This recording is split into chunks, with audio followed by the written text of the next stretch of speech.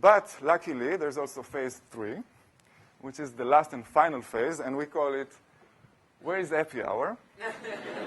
So you can basically see me here wearing a dress and a wig and a mustache, fully immersed in the American culture.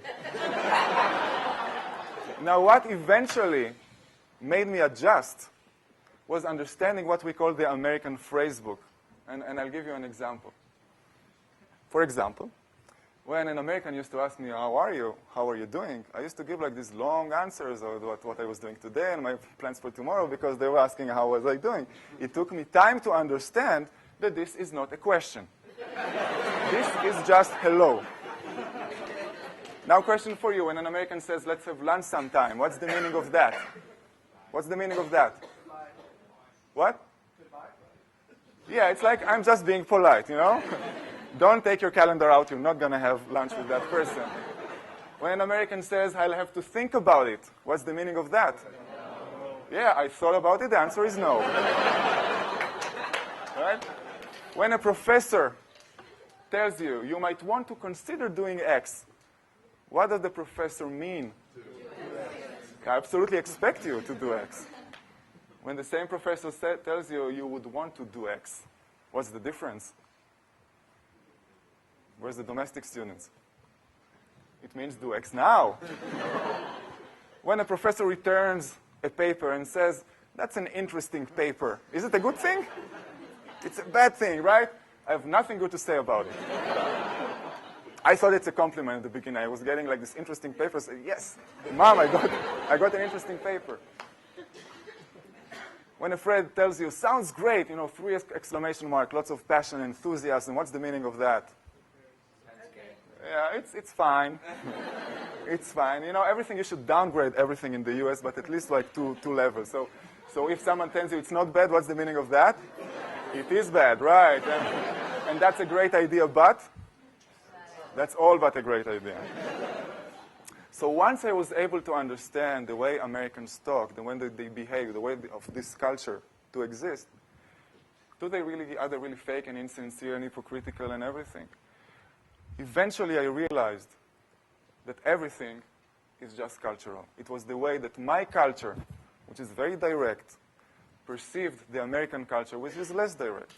Now, in your culture, the word fake can be different, because we all come from different countries and different worlds. But just remember, it is just the way you will perceive the American culture.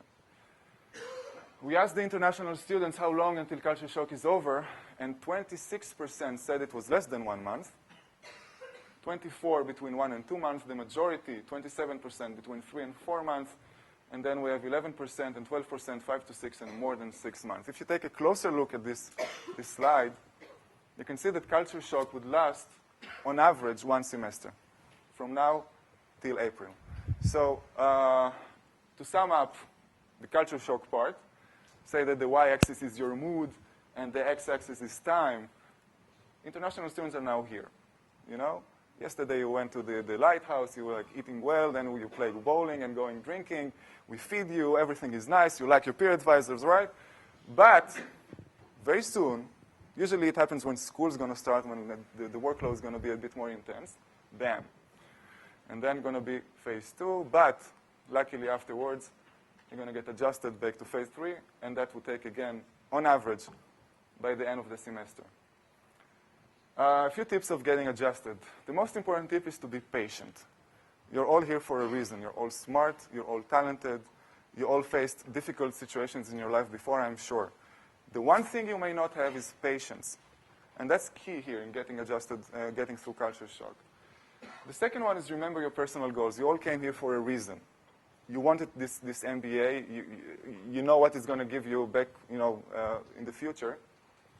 So just remember your goals. Remember why you came here. That really helped me. See the adventure in it. When I kind of like on my bad days, I kind of like imagine that I'm like this Robinson Crusoe touring through this island and understanding the natives. It really helped me. Use your sense of humor. That's also key here. Deal with stress as it arises. Don't let stress accumulate. That's true for every period of time in life. You have the gym right here, and it works wonders. And lastly, ask for help if you need it. The peer advisors are here. The Student Academic Affairs is here. Chazen Institute is here. OSL, Office of Student Life. Everyone is here to help you. So just don't hesitate to ask for help.